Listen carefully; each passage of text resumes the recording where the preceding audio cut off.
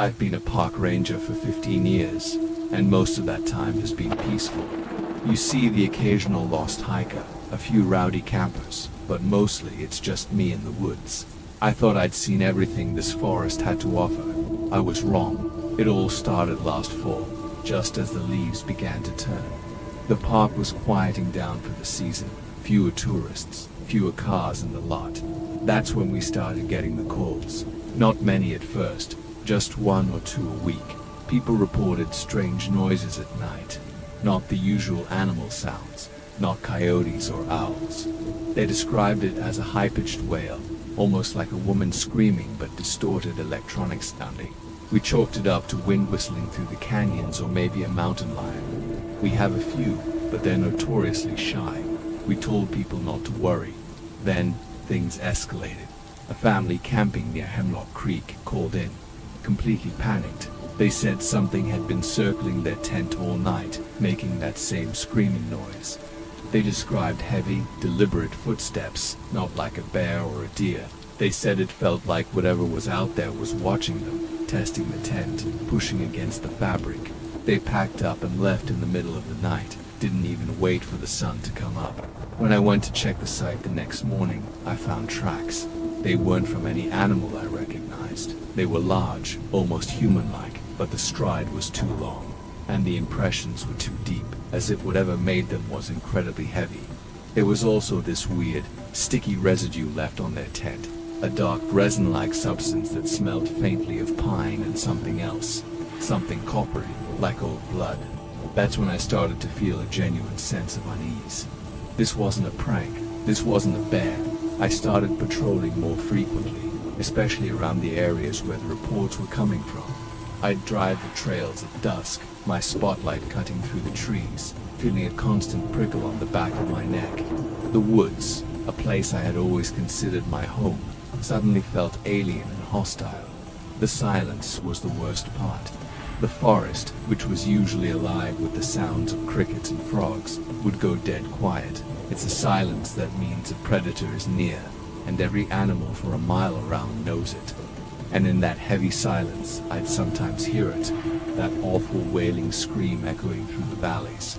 It made the hair on my arm stand up every single time. It sounded like something in immense pain, but also filled with a terrible rage. The incident that truly terrified me happened about a month after the first report.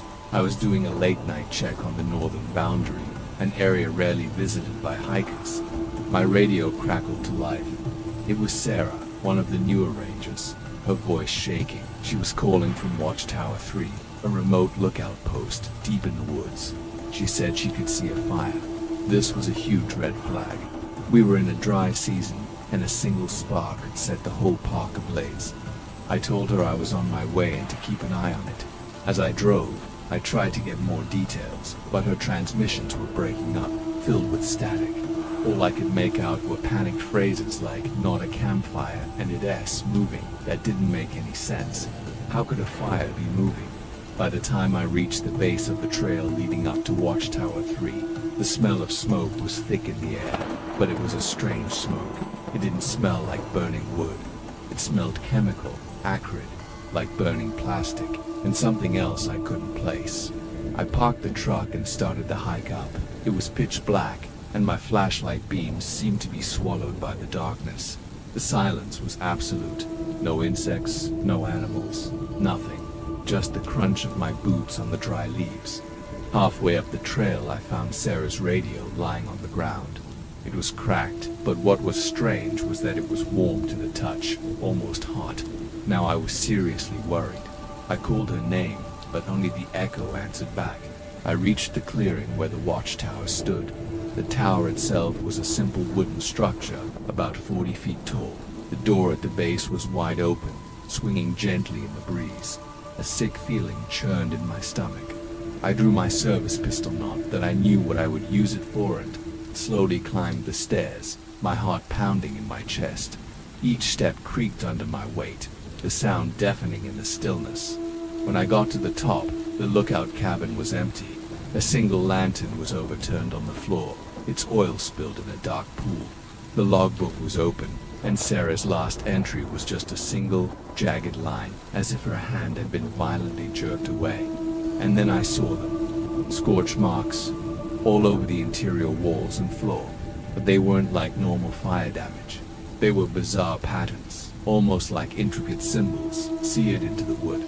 I looked out the window, scanning the forest with my flashlight, and that's when I saw it. About 100 yards away, in a small clearing, was a light, but it wasn't a fire.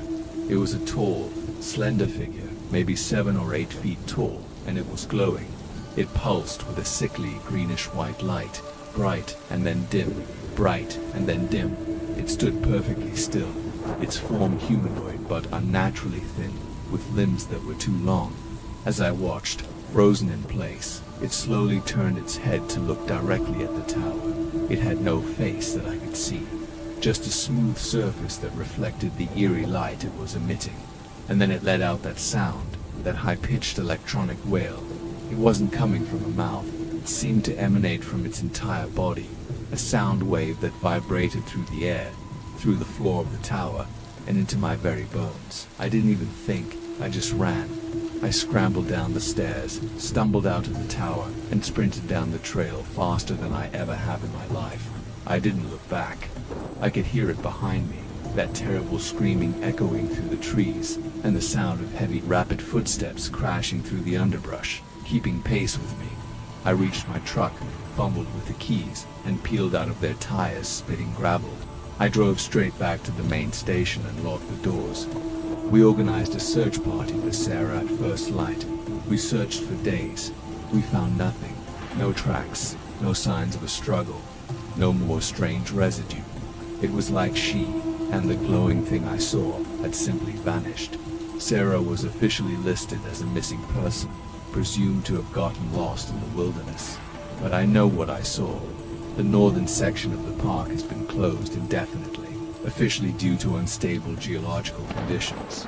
The calls about the screaming have stopped. Sometimes, late at night when I'm on duty, I look out towards those dark, silent woods, and I feel a cold dread creep over me. I know it's still out there. Whatever that thing was, it took Sarah, and it's waiting in the dark. I still do my job. I still patrol the trails, but I never go into the northern section. And I never ever stay out after dark if I can help it. The woods are not my home anymore. They're just a place where monsters hide. I don't know what it wants or where it came from, but I know one thing for sure. Some things in this world are not meant to be understood, and some places are best left alone. Thanks for listening. If you're ever out in the wilderness, trust your instincts. If something feels wrong, it probably is. Stay safe out there.